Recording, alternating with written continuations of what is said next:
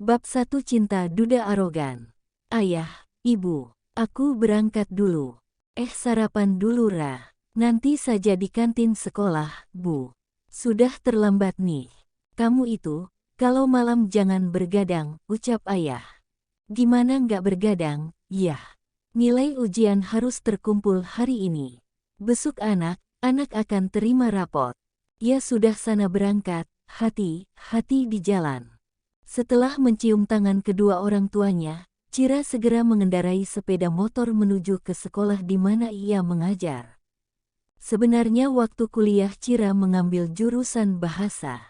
Awalnya ia ingin menjadi seorang guide agar bisa keliling dunia, tapi harapannya harus ia pupus karena yang mau menerimanya bekerja hanya di sebuah sekolah dasar di mana ia tinggal. Kota Surabaya merupakan kota besar akan tetapi lowongan pekerjaan belum mencukupi jumlah pengangguran. Semua harus pintar bersaing, berkreasi untuk menciptakan lapangan kerja sendiri. Sudah 2 tahun ini Cira mengajar anak kelas 1 sekolah dasar. Pengalamannya dalam beberapa mata pelajaran makin bertambah beriring dengan waktu. Cira sangat sabar dan cepat belajar. Dalam waktu beberapa bulan saja ia sudah bisa menguasai semua mata pelajaran. Selamat pagi, Pak Joko, sapa Cira pada penjaga sekolah. Selamat pagi Bu Cira. Wah, hampir saja saya tutup gerbangnya. Kok tumben berangkatnya agak terlambat, Bu? Iya nih Pak, semalam bergadang mengerjakan nilai rapot anak-anak, jawab Cira sambil memarkirkan sepeda motornya. Saya masuk dulu Pak. Ya, silahkan Bu. Dengan setengah berlari Cira segera menuju kantor dan menaruh laptopnya di meja. Di kantor sudah agak sepi karena beberapa guru sudah masuk dalam kelas. Setelah membawa beberapa buku ia bersiap menuju kelas 1. Bu Cira. Oh, Bu Lina memanggil saya. Nanti setelah mengajar ke ruangan saya sebentar. Baik Bu, jawab Cira. Bu Lina adalah kepala sekolah di mana ia mengajar. Karena hari ini anak-anak bebas dari kegiatan belajar mengajar setelah 1 minggu mengerjakan tes akhir semester, Cira hanya akan memberikan permainan yang menarik untuk anak didiknya. Bahkan terkadang ia juga membacakan cerita dari tokoh-tokoh terkenal di dunia. Semua anak didik sangat menyukai kepribadiannya yang sabar dan ramah. Setelah hampir 2 jam asyik bermain bersama anak didiknya, Cira segera menghadap kepala sekolah sesuai dengan perintahnya tadi. Tok, tok, tok, masuk. Selamat siang Bu. Oh Bu Cira, ayo masuk. Silahkan duduk, terima kasih. Setelah Cira duduk dengan nyaman, Bu Lina memulai pembicaraan. Sudah berapa lama kamu kerja di sini? Sudah 2 tahun Bu. Bu Cira anak sudah selesai di semester ini dan sebentar lagi akan libur panjang. Bu Lina menghela napas sebentar. Saya tahu selama mengajar di sekolah ini kamu sabar, serius, berdedikasi dan terus terang anak menjadi semangat untuk sekolah. Akan tetapi garis bawah, Bu Lina tidak meneruskan perkataannya. Akan tetapi apa Bu? Apa kamu ada pekerjaan lain selain mengajar di sini? Tidak ada Bu, jawab Cira. Ada apa sebenarnya Bu Lina? Saya semakin tidak mengerti. Jadi begini Bu Cira. Selama ini kamu hanya tenaga kontrak di sini. Dan setelah liburan semester ini akan ada tenaga pengajar tetap yang baru yang akan mengisi posisimu di sini. Saya dipecat Bu. Suara bergetar yang keluar dari mulut Cira seakan mewakili perasaannya yang kecewa. Maaf Bu Cira, saya hanya melaksanakan perintah kantor Diknas. Tapi saya kan bisa diperbantukan di sini Bu. Bu Cira kan tahu kondisi sekolah ini. Kami tidak ada biaya untuk membayar Bu Cira. Untuk beberapa saat Cira terdiam. Pikirannya berkecamuk, dadanya terasa sesak. Dari mana ia akan mendapatkan uang untuk membantu kedua orang tuanya? Baiklah Bu, jika itu memang keputusannya. Ibu sebenarnya sangat menyayangkan pemecatan ini, karena ibu tahu bagaimana kinerjamu di sekolah ini. Tapi mau bagaimana lagi, ini sudah keputusan dari Diknas. Iya saya mengerti, saya menerima keputusan ini. Walaupun memang terus terang ini berat dan terlalu mendadak untuk saya. Saya sudah terlalu mencintai anak-anak dan tentu saja ini akan berat berpisah dari mereka. Sekali lagi saya minta maaf Bu Cira. Tidak apa-apa Bu Lina. Saya akan segera mengemasi barang-barang saya. Cira beranjak dari tempat duduknya, ia mengulurkan tangannya. Terima kasih Bu Lina, sudah mau menerima saya selama 2 tahun untuk mengajar di sini. Dengan tersenyum Bu Lina membalas jabat tangan dari Cira. Kalau begitu saya permisi. Cira segera meninggalkan ruang kepala sekolah, ia menuju ke taman belakang sekolah yang ia buat bersama dengan anak didiknya. Ia melihat taman itu dengan tatapan yang dalam, matanya berkaca-kaca. Banyak kenangan indah yang terpaksa harus ia tinggalkan. Berat, dan terasa sangat berat. Pemecatan ini begitu tiba-tiba, bagaimana sedihnya kedua orang tuanya mendengar hal ini. Apalagi mereka berhutang ke sana kemari untuk membiayainya sekolah. Sudah cukup aku bersedih, aku tidak bisa seperti ini terus, pikir Cira sambil menghapus air matanya. Ia segera kembali ke dalam kantor dan membereskan barang-barangnya ke dalam sebuah kardus kecil. Setelah semua selesai ia berpamitan pada beberapa guru di sana. Ia sengaja tidak berpamitan pada anak didiknya karena bisa dipastikan akan membuatnya menangis dan lebih sedih. Bu Cira beneran keluar dari sini. Iya Pak Joko. Tapi lebih tepatnya diperhentikan. Wah, anak-anak pasti sedih. Iya, makanya saya tidak pamitan pada mereka. Yah, saya doakan Bu Cira segera dapat pekerjaan yang baru. Terima kasih Pak Joko, kalau begitu saya permisi. Iya hati-hati Bu Cira. Dengan perlahan Cira mengendarai motor melawan teriknya matahari siang hari ini. Tidak sampai 15 menit ia sudah sampai di rumah. Setelah menaruh sepeda motornya di halaman rumah, Cira menurunkan kardus dari atas motornya dan duduk sebentar di teras depan. Loh, kok jam segini sudah pulang? Tanya ibu yang terkejut dengan keberadaan Cira yang sudah duduk di teras. Aku diperhentikan dari sekolah Bu, jawab Cira lirih. Loh kok bisa? Ibu tampak terkejut. Pak, kesini sebentar, panggil ibu. Ayah Cira yang baru mempersiapkan pupuk segera keluar bergabung bersama Cira dan ibu. Ada apa teriak Bu? Ini loh, anakmu dipecat. Hah, dipecat? Kok bisa? Apa kamu buat kesalahan fatal di sekolah? Cira hanya menggeleng. Jangan hanya diam, ayah sama ibu ingin mendengar penjelasanmu. Cira menarik napas panjang. Ia mempersiapkan mentalnya untuk bercerita pada kedua orang tuanya. Ayah sama ibu duduk dulu. Ayah dan ibu segera duduk bersama di teras. Jadi begini, ada guru tetap yang baru yang dari Diknas ditunjuk untuk menggantikan posisiku mengajar di sana. Apa kamu tidak bisa diperbantukan di sana? Aku sudah memohon kepada kepala sekolah, ya. Tapi sekolah tempatku mengajar adalah sekolah kecil jadi tidak ada biaya untuk menggaji seorang guru kontrak sepertiku. Mereka terdiam untuk beberapa saat. Ya sudah, kalau memang seperti itu kondisinya. Yang penting kamu tidak dikeluarkan karena korupsi atau tindak kekerasan pada anak. Gak mungkin itu Pak, anak kita ini guru teladan di sana, sanggah ibu. Cira hanya tertunduk. Ia tidak berani memandang raut wajah kedua orang tuanya yang kecewa. Kamu nggak usah sedih, Ra. Mungkin di sana bukan rejeki kamu. Tapi, ya, aku nggak bisa bantu ayah dan ibu lagi. Bagaimana dengan hutang kita? Kamu tenang saja, jika kita mau berusaha dan berdoa ayah yakin akan ada jalan keluarnya. Betul kata ayahmu. Ibu masih ada perhiasan yang bisa kita jual. Dan kamu bisa mencari pekerjaan yang baru lagi. Tapi Bu, perhiasan itu peninggalan nenek. Tidak apa-apa, yang penting kamu tetap semangat. Ibu yakin kamu kuat dan akan segera dapat pekerjaan baru lagi. Air mata Cira mengalir membasahi pipinya, ia sangat terharu dengan apa yang dilakukan oleh kedua orang tuanya. Sudah nggak usah menangis, sambil kamu cari pekerjaan yang baru kamu bisa bantu bapak di sawah. Sebentar lagi panen. Cira memeluk kedua orang tuanya.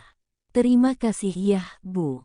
Sudah tidak usah menangis. Sedih boleh tapi patah semangat jangan. Cira menganggukkan kepalanya sambil berusaha tersenyum di hadapan orang tuanya. Bawa masuk barangmu, setelah itu kita makan bersama. Baik, Bu. Cira segera membawa kardus itu ke dalam kamarnya.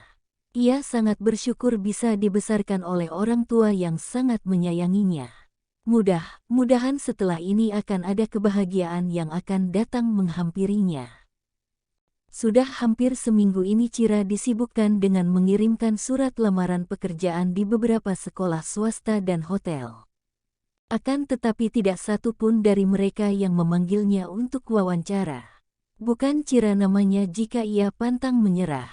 Rencananya hari ini ia akan mendatangi sekolah dan hotel satu persatu untuk menanyakan lowongan pekerjaan. Ia ingin memastikan sendiri. Jika memang tidak ada lowongan di sana ia akan menyetujui tawaran temannya untuk memberi les privat. Walaupun gajinya sangat kecil tapi itu lebih baik daripada menganggur. Tumben Bu hari ini masak banyak. Pak Uwo Syamsuddin mau datang ke sini. Pak Uwo mau ke sini? Iya. Sendirian. Ia mau sama siapa lagi? Sejak Mak Uwomu meninggal dan anak semata wayangnya menikah ia lebih suka menghabiskan waktunya dengan pekerjaan, jawab ibu sambil menggoreng ayam. Sudah hampir 4 tahun aku tidak bertemu dengan Pak Uwo, kenang Cira. Pak Uwo sekarang kerja di mana Bu? Di sebuah perkebunan di Bogor. Dia mandor dan orang kepercayaan bosnya. Benarkah? Wah enak dong. Kamu kok pakai baju rapi, mau kemana? Tanya ibu keheranan. Mau cek surat lamaranku, sudah masuk ke bagian HRD atau belum? Sudah besok pagi saja, hari ini kamu bantu ibu. Sebentar lagi Pak Uwomu datang. Ayahmu sudah menjemputnya di bandara. Baiklah, Cira segera mengganti bajunya dengan baju rumahan dan mulai membantu ibu memasak.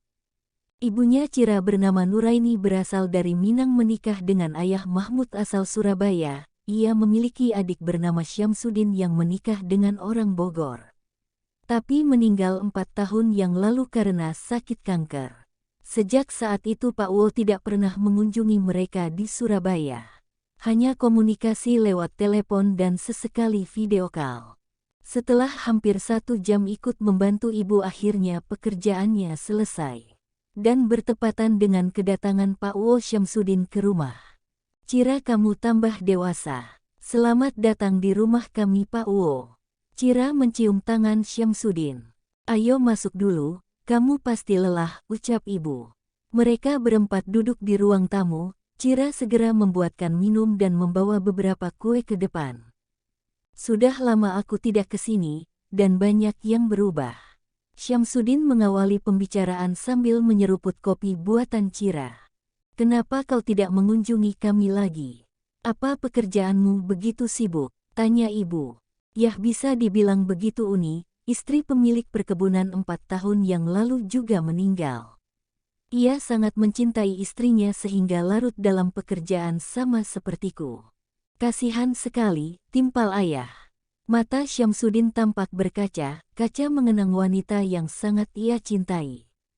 Sudahlah, biarkan ia tenang di sana, ibu berusaha menghibur. Oh ya, kamu sudah lulus Cira? Tanya Syamsuddin mengalihkan pembicaraan.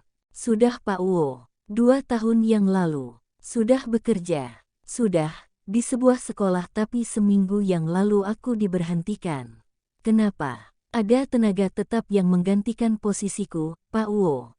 Syamsuddin tampak terdiam sejenak. Kebetulan, sangat kebetulan. Hei apa maksudmu Syam bicara seperti itu, ucap ayah. Kebetulan aku membutuhkan tenaga pengajar, udah. Untuk siapa? Anak bosku. Bersambung. Bab 2. Kerja di perkebunan. Anak bosnya Pak Uwo. Syamsuddin mengangguk. Yang benar kamu Syam, jangan bercanda ucap ibu. Iya benar Syam, mana mungkin orang kaya membutuhkan guru seperti Cira. Mereka pasti akan mencari guru lulusan dari luar negeri. Syamsuddin tersenyum sambil mengangguk-angguk, ia seakan mengerti ketidakpercayaan kakaknya itu. Guru lulusan luar negeri belum tentu bisa mengajar anak bosku itu. Maksudmu, udah, anak bosku ini memiliki sifat dan kepintaran yang istimewa, ia sangat aktif hingga sekolah dan puluhan guru yang didatangkan di rumah tidak sanggup mengajarnya. Orang lulusan luar negeri saja tidak sanggup apalagi anakku. Jangan bercanda di siang bolong. Aku tidak bercanda udah, yang dibutuhkan oleh anak bosku itu adalah kesabaran dan kasih sayang dan aku melihat itu semua ada di Cira. Jadi aku memang sengaja berkunjung ke sini untuk hal itu. Syamsuddin mengambil napas. Tuan Arun sudah tidak sanggup mendidik anaknya sendiri, apalagi keterpurukan atas kehilangan seorang istri membuatnya semakin jauh dari tuan muda. Ayah dan ibu memandang Cira untuk melihat responnya. Bagaimana nak? Aku perlu waktu untuk berpikir, Bu. Aku tidak memaksamu Cira, tapi aku rasa kamu harus mencoba hal yang baru dan juga gaji yang diberikan sangat banyak, ucap Syamsuddin. Gaji banyak kalau menderita mending gak usah, sanggah ibu. Ini juga tidak masalah gaji saja, Uni.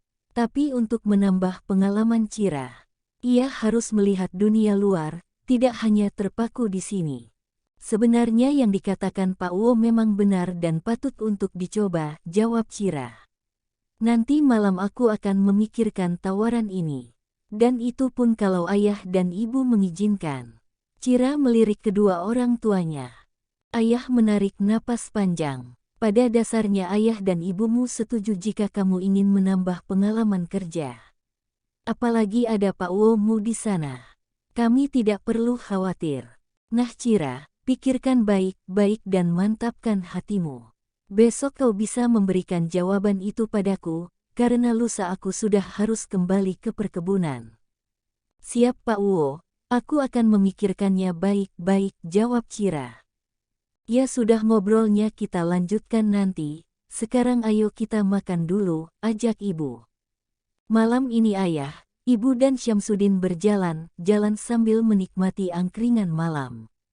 Sudah lama Syamsuddin tidak menikmati itu semua. Sedangkan Cira merenung di dalam kamarnya, kepergiannya ke kota Bogor nanti tentu saja harus meninggalkan kedua orang tuanya. Dari kecil sampai berumur sekarang ia tidak pernah berpisah jauh dari mereka. Tapi dengan gaji yang ditawarkan terus terang membuat Cira tergiur. Ia bisa membantu orang tuanya membayar hutang akibat membiayai kuliahnya dulu. Setelah memantapkan tekadnya sekali lagi, Cira segera tidur dengan nyenyak. Ayah, ibu, Pak Wo aku sudah mengambil keputusan, ucap Cira tiba-tiba memecah keheningan pagi hari ini. Bagus, aku suka dengan kecepatan berpikirmu dan membuat keputusan, balas Syamsuddin. Apa keputusanmu? Tanya ayah. Cira menarik napas panjang sambil mengucapkan keputusannya dengan mantap. Aku akan ikut Pak Wo bekerja di perkebunan. Kamu yakin? Kamu sanggup hidup di kota asing? Aku yakin Bu, 100% yakin. Benar kata Pak Wo, aku harus memperbanyak pengalamanku. Siapa tahu ini awal dari kesuksesanku. Ayah menghela napas. Aku menghargai keputusanmu. Kalau ayahmu setuju maka ibu juga setuju. Ada Pak Wo-mu, jadi ibu sedikit lega. Ayah dan ibu tidak perlu khawatir, aku akan baik-baik saja di sana. Cira tersenyum lega karena orang tuanya mendukungnya. Baiklah kalau begitu kita akan berangkat besok, ucap Syamsuddin. Apa tidak terlalu cepat Syam? Aku tidak bisa izin terlalu lama. Walaupun bosku itu orang yang baik tapi dia orang yang disiplin. Kalau begitu ibu akan membantumu berkemas. Tidak perlu, Bu. Cira menggenggam tangan ibu. Aku sudah melakukannya semalam, apalagi tidak banyak baju yang aku bawa. Udah, Uni kalau begitu aku akan memesan tiket untuk Cira.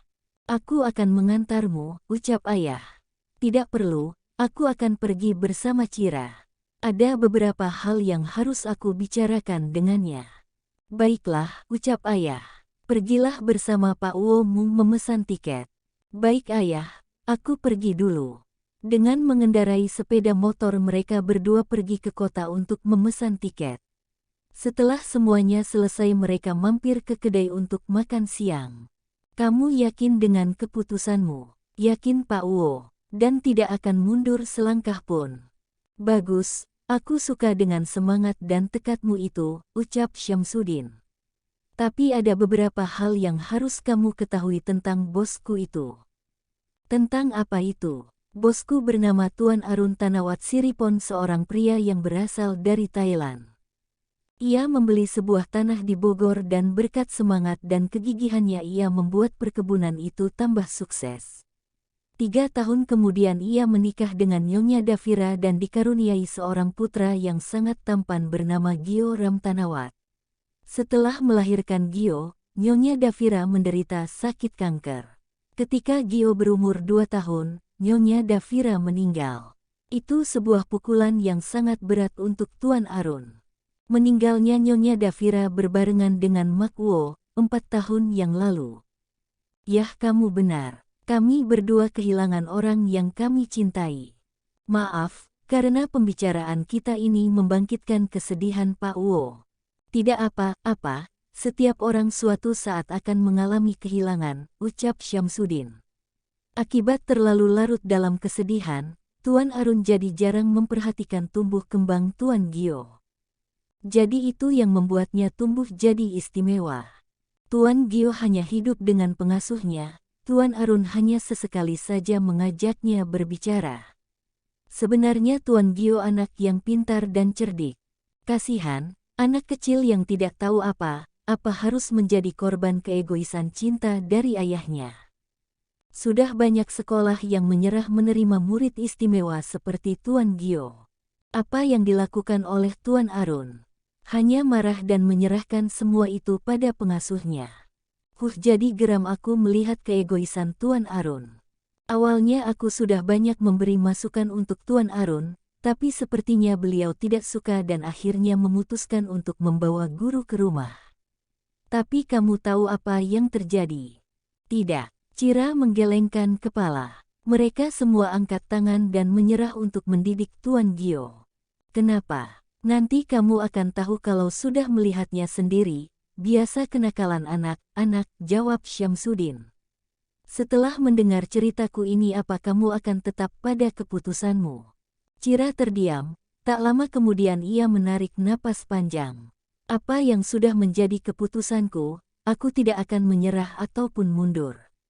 Jadi aku akan tetap ikut Pak Wo ke Bogor. Bagus, aku suka dengan keteguhan tekadmu, puji Syamsuddin. Habiskan makanmu, kita segera pulang. Besok kita harus berangkat pagi. Baik Pak Wo. Pagi ini air mata membanjiri ibu, walau bagaimanapun ia akan berpisah sementara dengan anak semata wayangnya. Kamu jaga diri baik-baik di sana. Setiap saat telepon ibu dan ingat harus nurut sama Pak Womu. Iya Bu, pasti. Cira memeluk ibu yang membuat matanya sedikit berkaca-kaca. Kamu tidak usah memikirkan kami, konsentrasilah pada pekerjaanmu sehingga kamu bermanfaat di sana. Iya ayah. Cira melepas pelukan ibu dan berganti memeluk ayah. Selama ini orang tuanya lah yang selalu menguatkan setiap langkahnya. Mereka tidak pernah menuntut apa-apa dari Cira. Ayo kita berangkat Cira, keburu terlambat, ajak Syamsuddin. Cira membawa koper dan sebuah tas berisi buku-buku. Syamsuddin membantunya memasukkan itu ke dalam taksi yang akan mengantarnya ke bandara. Ayah, ibu aku pergi dulu. Hati-hati di jalan Cira, ucap mereka bersamaan. Setelah berpamitan Cira segera masuk ke dalam taksi dan memulai perjalanannya ke tempat yang baru. Cira bertekad akan bekerja sebaik-baiknya entah cobaan apa yang nanti akan ia terima di sana, ia akan berpegang teguh untuk bertahan. Ini pertama kalinya ia naik pesawat, biasanya ia melakukan perjalanan melalui jalur darat. Ia menikmati setiap perjalanan hingga tidak tidur. Tidak membutuhkan waktu lama mereka tiba di kota Bogor di mana Cira akan memulai hidup barunya. Cira, ya, Pak Uwo, kamu bisa mulai kerja besok pagi saja. Hari ini pasti kamu lelah. Baiklah kalau begitu. Sementara ini kamu tinggal dulu di rumah Pak Uwo. Bukankah Pak Uwo tinggal di perkebunan? Iya, itu karena Mak Uwomu meninggal. Terlalu banyak kenangan manis di rumah itu. Jadi aku memilih tidur di perkebunan. Syamsuddin memberi kunci rumahnya pada Cira. Aku akan mengantarmu ke sana.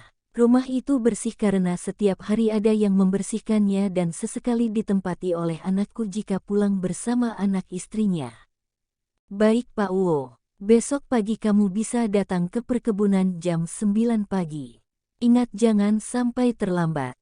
Cira hanya mengangguk. Kalau begitu aku tinggal dulu, sore ini aku harus melapor pada bos. Sepeninggal Syamsuddin, Cira segera menata pakaiannya. Karena hari masih sore ia memutuskan untuk jalan sebentar menggunakan sepeda yang ada di sana. Letak perkebunan sangat dekat dengan rumah Syamsuddin. Cira melihat dari jauh hamparan tumbuhan yang menghijau sangat menyegarkan pandangan matanya. Setelah puas melihat ia memutuskan untuk pulang, ia melewati sebuah pasar yang saat ini masih cukup ramai. Besok pagi aku akan belanja makanan di sini sebelum berangkat ke perkebunan, pikirnya. Ia mengayuh sepedanya dengan cepat karena hari mulai petang, saatnya untuk istirahat. Pagi yang cerah dan udara yang segar membuat Cira semakin bersemangat. Waktu masih menunjukkan pukul 6 pagi, ia memutuskan untuk jalan ke pasar membeli sarapan. Dengan wajah berseri, sambil menghirup segarnya udara pagi, Cira mengayuh sepedanya dengan perlahan. Ia mengedarkan pandangannya ke kanan dan ke kiri hingga tanpa sadar. Tin, tin, tin. Suara sebuah klakson mobil membuyarkan dan merusak momennya yang sedang mengagumi keindahan perkebunan. Siapa sih, ucapnya kesal. Ia berusaha meminggirkan jalannya sepeda. Tin, tin, tin. Hei minggir, teriak sang pengemudi. Gila apa? Ini sudah minggir, umpat Cira. Memang posisinya sudah minggir karena ada beberapa lubang di sebelah kirinya yang harus dia hindari. Tin, tin, tin. Pengemudi itu terus membunyikan klakson membuat Cira menjadi gugup dan beraak. Jatuhlah ia dari sepeda karena ada lubang yang cukup besar.